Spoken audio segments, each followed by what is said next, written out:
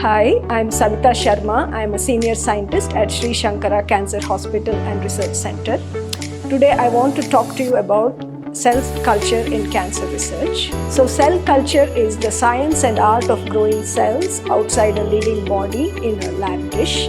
The cells are cultured in a dedicated cell culture facility under sterile conditions in a biosafety cabinet. This is because we want to grow the cells of our interest and not contaminated with bacteria or fungi. The cells are cultured in a sterile medium that contains appropriate amounts of various nutrients such as glucose, vitamins and amino acids and growth factors most importantly. And the cells finally they are cultured in a controlled environment that mimics physiological pH, temperature and physiological oxygen concentrations, and this is done in an incubator. In our cancer research laboratory, we grow cancer cells from tumors. For example, we may isolate and culture breast cancer cells from breast tumors or ovarian cancer cells from ovarian tumors and so on and so forth. In addition to cancer cells, we may also grow other types of cells that are known to support the growth of cancer cells in our body. For example, a tumor not only consists of cancer cells, but it also consists of blood vessels and stromal cells such as cancer-associated fibroblasts, which support the growth of cancer cells. So we may also isolate and culture these cancer-associated fibroblasts to understand how they promote the growth of cancer cells.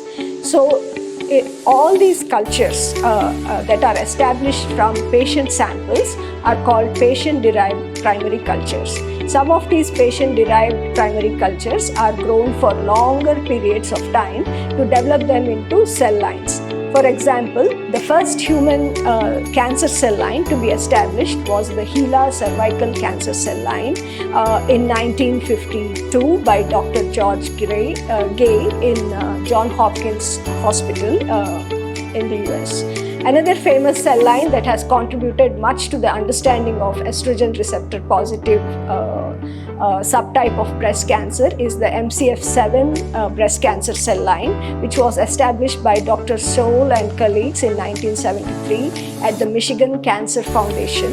And undoubtedly, both these cell lines and many others have revolutionized medicines as we know it today. So whether it is these cancer cell lines or patient-derived primary cultures, we may grow these in different formats. We may grow them as flat, two-dimensional monolayer in a cell culture dish, or as three-dimensional spheroids or organoids to mimic the three-dimensional structure of a tumor in a human body.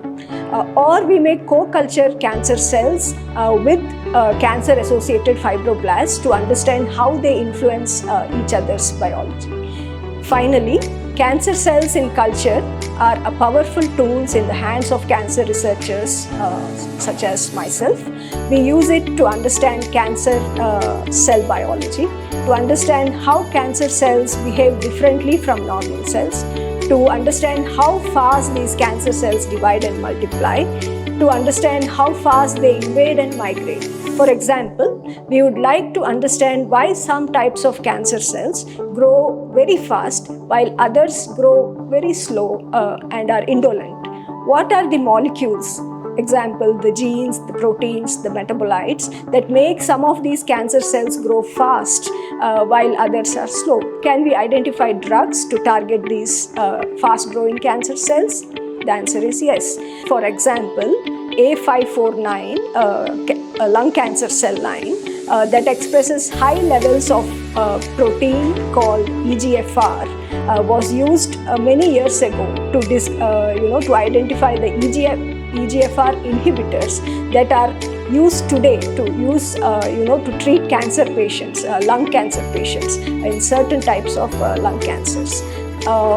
We can also use cell culture to understand why patients do not respond to some certain cancer drugs, why they become resistant to certain cancer drugs, to understand which other proteins are overactive or underactive in such patients, and to identify novel treatments for such patients.